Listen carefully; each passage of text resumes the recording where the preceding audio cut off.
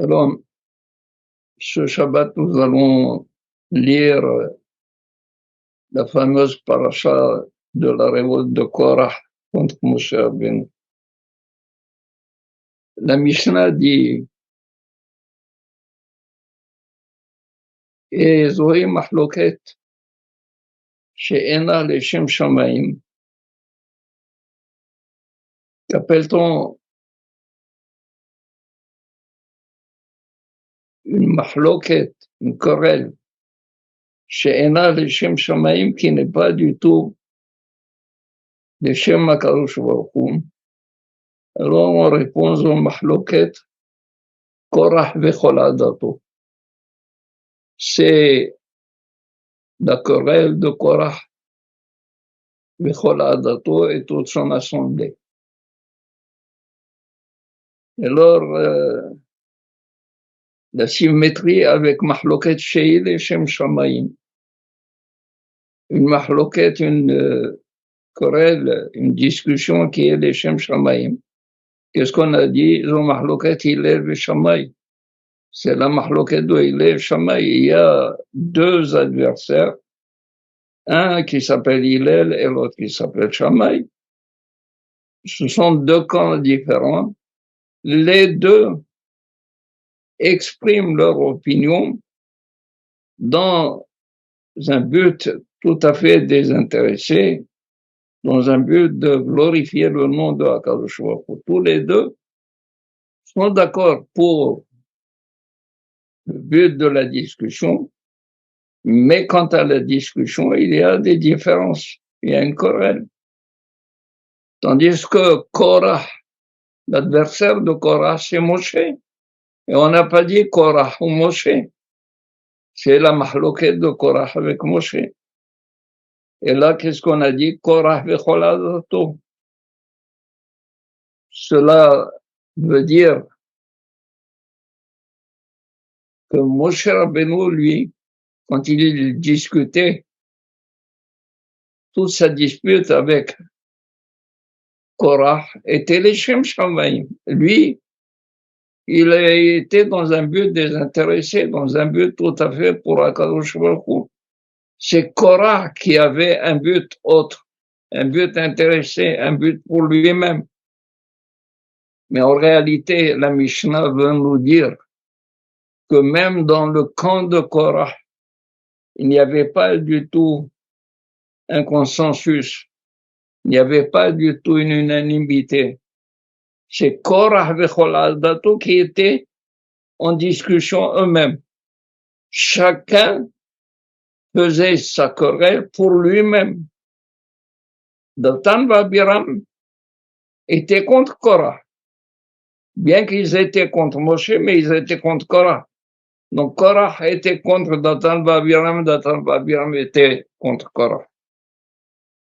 Cela veut dire que dans le camp lui-même de Korah, il n'y avait pas unanimité. Pourquoi n'y a-t-il pas unanimité? Parce que chacun suivait son intérêt. C'est pour cela que la querelle de Korah n'a pas tenu. La querelle de Korah n'a pas tenu parce qu'elle n'est pas les Shem Shamaim. En sofa les Itkayim. Et maintenant, nous comprenons pourquoi On Ben Pelet, il a été, si vous voulez, sauvé du désastre. Parce que sa femme lui a dit, qu'est-ce que tu es en train de faire? Pourquoi tu te mets contre Moshe Rabbeinu? Quel est ton intérêt? Si Moshe gagne, tu vas rester on. Si Korah gagne, tu vas rester on. Tu resteras le même. Donc tu n'as aucun intérêt. Pourquoi tu te mets dans... Alors il lui dit, mais j'ai promis à Korah de me révolter, de me mettre avec lui pour me révolter contre mon cher Rabbeinu. Il lui a dit, si ce n'est que cela, je peux arranger. Et c'est elle qui a arrangé le fait que le Midrash dit qu'il lui a servi à boire. Il s'est endormi, il l'a mis au fond de la tente Quand ils sont venus le prendre, ils ont trouvé qu'il était absent, c'est fini. Et tout cela pourquoi? Pourquoi Korah a-t-il ameuté tout ce monde-là contre Moshe Rabbeinu? L'intérêt qu'il avait, c'est que Korah, il a vu que Elsafan ben Uziel, Elsafan, le fils de Uziel, a été nommé le prince, le chef de la tribu de Lévi. Et alors Korah a dit comme ça. Kehat avait 4 enfants. Il avait Amram, Yitzhar, בני קהת עמרם ויצהר וחברון ועוזיאל. Il avait 4 enfants. Amram était l'aîné. Donc je peux comprendre que les fils de Amram, Aaron et Moshe, ont pris chacun, un il a pris la Keuna et l'autre a pris la royauté. Maintenant, quand il s'agit de la présidence, à qui on doit donner?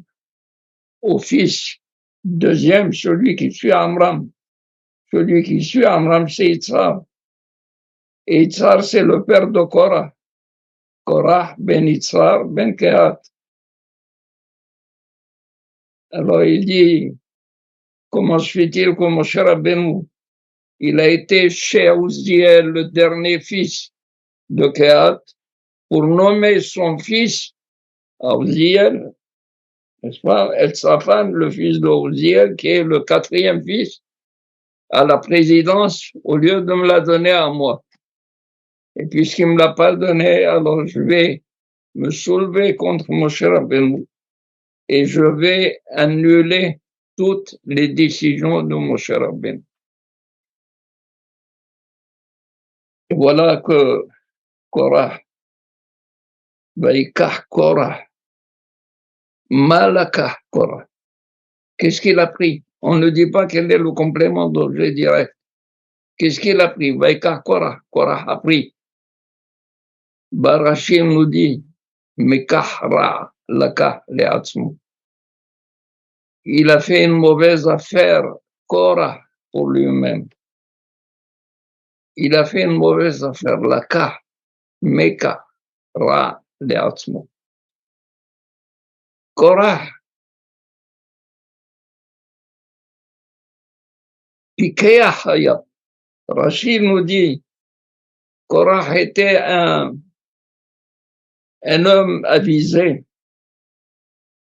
un homme intelligent. Avar Rachid ajoute, Aino Hitato. Son œil l'a mis en erreur, l'a induit en erreur. Pourquoi il n'a qu'un seul œil ou il a 2 yeux? Mazé Aino Hitato. Son œil l'a induit en erreur. Qu'est-ce qu'il fait avec l'autre œil? Les Hachamim, ils disent, Aino Hitato. Un homme, pourquoi il est né avec 2 yeux? Pourquoi Kadosh Baruch Hu lui a donné 2 yeux? C'est pour que, avec un œil, il voit la grandeur de Akadosh Baruch Hu. Et avec l'autre œil, il doit voir sa petitesse, qu'il est petit, qu'il est insignifiant, l'insignifiance de l'homme par rapport à l'importance de Akadosh Baruch Hu, à la valeur de Akadosh Baruch Hu. Eno hitato, c'est-à-dire il y a eu un œil qui a vu juste la grandeur de Korah. Il n'a pas vu la petitesse de Korah. Il a vu toute la descendance qui allait sortir de lui.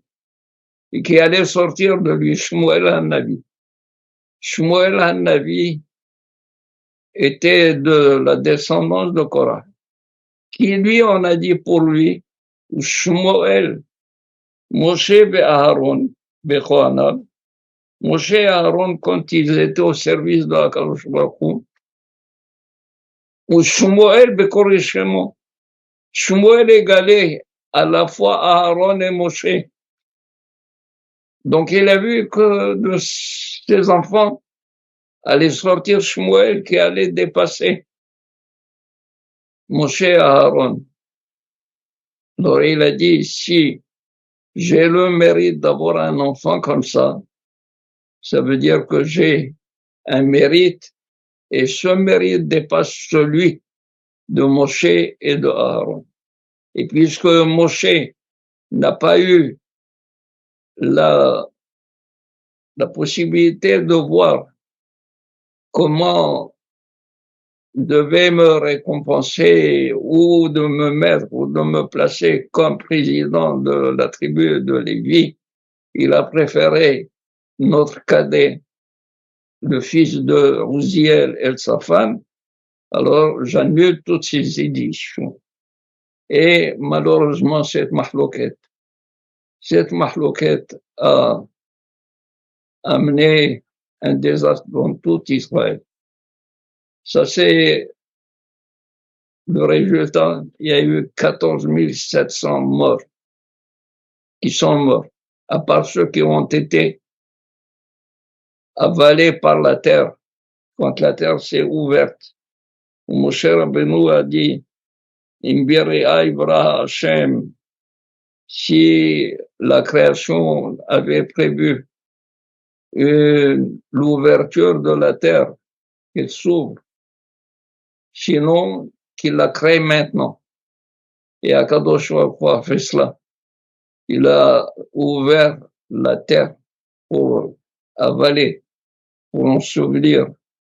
Et Korah et Cholazdato, même les bébés, alors que les bébés, tant qu'ils n'ont pas atteint l'âge requis pour qu'ils soient jugés par Bedin Shel Shamayim, qui est de 20 ans, ne sont pas jugés.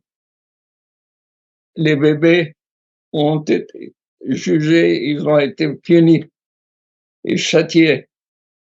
Ken, Korah, a pris une gageure, il a pris un jeu très dangereux. Il s'est mis en danger lui-même, et d'ailleurs, Moshe Rabbeinu lui a dit, Rabachem, Béné Lévi, sachez que vous avez eu votre part de grandeur. Amat Mikem, est-ce que ceci est peu à vos yeux le fait de servir à Kadosh Baruch Hu, qui écrive à Kadosh Baruch Hu, Elav. Il vous a rapproché de lui. Qu'est-ce que vous voulez d'autre, de plus? Et il lui dit, attention. Cette lutte que tu as engagée contre nous, c'est pas du tout contre nous. C'est contre Hachem, contre Akadosh Baruch Hu. Parce que c'est Akadosh Baruch Hu qui a décidé. Et c'est Akadosh Baruch Hu qui a donné toutes les nominations. Et donc toi, Korah, en remettant en cause tout ce que nous avons fait, tu remets en cause Akadosh Baruch Hu. Et cela, fait attention. Il lui a dit, Rab Lachem Ben Eli, ça suffit ce que j'ai dit. Il n'a pas entendu. Toute la nuit, Korah s'est mis réellement à rallier à lui la plupart de tout le peuple d'Israël. Il leur a fait un festin. Toute la nuit, il était en train de leur faire des drachot. Il a fallu que Moshe leur dise, éloignez-vous de Korah et Choladato, si vous ne voulez pas périr avec eux. Et voilà, le peuple d'Israël a vu que la terre a ouvert sa bouche et a avalé Korah et Choladato. Ça ne les a pas empêchés de dire à Moshe, Aaron, Atem Hamitem et Ta'amazé. C'est vous qui avez tué ce peuple. c'est vous qui avez provoqué la mort de tout ce peuple. Et Moshe Rabbeinu dit à Aaron, cours vite, va à Mahane et prends la Ketoret et arrête. Malach HaMavet a commencé, c'est-à-dire l'ange de la mort a commencé à faire son travail destructeur. Arrête-le de faire ce qu'il a à faire.